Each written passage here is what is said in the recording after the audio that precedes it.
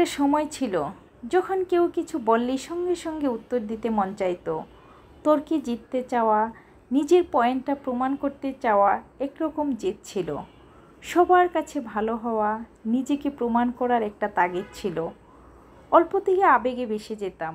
কারো বিশ্বাসভঙ্গ মানে চোখে পানি, রাতে ঘুম নেই, মনে অজস্র প্রশ্ন, কেন আমি তো খারাপ কিছু করিনি? কি ছেলে মানুষই করে জীবনের মূল্যবান সময়গুলো অপচয় করেছি। কিন্তু এখন কাউকে নিয়ে আর অবাক হই না। মানুষ কেমন হতে পারে সেটা এখন জানি। আমার এক্সপেকটেশন এখন শূন্য। আমি বিন্দুমাত্র কোনো এক্সপেকটেশন রাখি না কারো থেকে।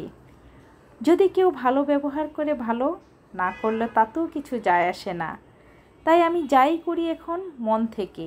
লোক দেখানো ভালো হতে এখন কোনো ইচ্ছেই করে না, এনার্জিটাই নাই। আর তর্ক, যুক্তি, রাগ এসব এখন শুধু সীমিত কিছু মানুষের সঙ্গে হয়, যাদের আমার জীবনে এতটুকু গুরুত্ব আছে, যাদের সঙ্গে সম্পর্কটা ভাঙলে সত্যি কিছু হারানোর মতো হয়। যদিও সার্কেলটা সময়ের ব্যবধানে একেবারে নগণ্য, এখন এই ধরনের নির্লুপ্ততাই হয়তো ম্যাচুরিটি। এখন এক্সপেকটেশন কম, রিলেশন কম, কে কি বলল, কে কি করলো সেসব নিয়ে আর মন ভালো হয় না। এখন মনে হয় সব সম্পর্ক ধরে রাখতে হয় না, সব কষ্ট মনে রেখে বাঁচা যায় না, আর সব প্রশ্নের উত্তর খোঁজারও দরকার নেই। হ্যালো ভিউয়ার্স, আসসালামু আলাইকুম। আশা করি সবাই ভালো আছেন। আলহামদুলিল্লাহ আমিও ভালো আছি। বিশেষ একটা প্রয়োজনে আসলে আপনাদের ভাইয়াকে নিয়ে যাচ্ছি। আসলে এখন সময়ের সাথে সাথে আমাদের অনেক কিছুই পরিবর্তন হয়। এই যে আমি দেখছেন না, নিজে নিজে হাসছি, কথা বলছি, আর আপনাদের ভাইয়া শুনছে। আসলে নিজেকে ভালো রাখতে হলে, নিজের মনকে আনন্দ দিতে হলে নিজের সাথে নিজে কথা বলতে হয়।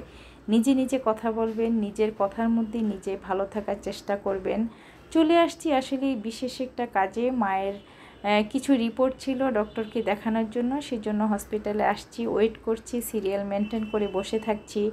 আসলে হসপিটালে আসা যাওয়া চাইতে এই যে সিরিয়াল মেনটেন করে ঘন্টার পর ঘন্টা বসে থাকা, এটা কিন্তু অনেক কষ্টকর।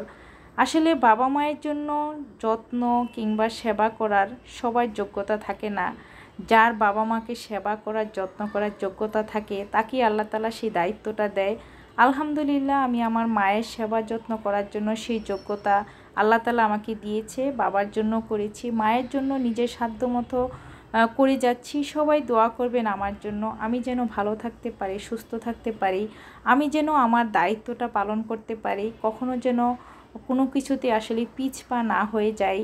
মানুষে কে কি বললো, কে কি করলো সেটা আমি কখনো মাথায় রাখি না। আমি আমার নিজ দায়িত্বে, নিজ বুদ্ধিতে আমি চলি। মাকে নিয়ে অনেকবার হসপিটালে আসছি, সবাই দোয়া করবেন। আলহামদুলিল্লাহ এখন একটু আমার মা ভালো আছে। ডক্টরের রিপোর্ট দেখিয়েছি, মেডিসিন চলছে। আর আমি একটু আপনাদের সাথে একটু ভিডিও শেয়ার করছি। এখানে আসলে আসলে এই ঝর্ণাটা আমার কাছে অনেক ভালো লাগে। সেদিন আম্মাকে নিয়ে আসছিলাম, আম্মা বলছিল ঝর্ণাটা কেন নাই। যাই হোক, আমি যেদিন আসছিলাম আপনাদের ভাইয়াকে নিয়ে রিপোর্ট দেখানোর জন্য, সেদিন এই ঝর্ণাটা দেখে আমার কাছেও ভালো লাগছিল। আসলে সময় মানুষের কিভাবে চলে যায় জানি না। এক সময় বাহিরে আসলে ঘুরতে ভালো লাগে, এখন শুধু দায়িত্বর জন্য এই যে যাচ্ছি বাসায়, আপনাদের ভাইয়া চেয়েছিল যে একটু ধানমন্ডি লেকে বসে একটু চটপটি খাই, একটু চা কফি কিছু খাই, কিন্তু আসলে বাচ্চাদের ছাড়া ভালো লাগছিল না। বাচ্চাদের নিয়ে আসলে ভালো লাগতো।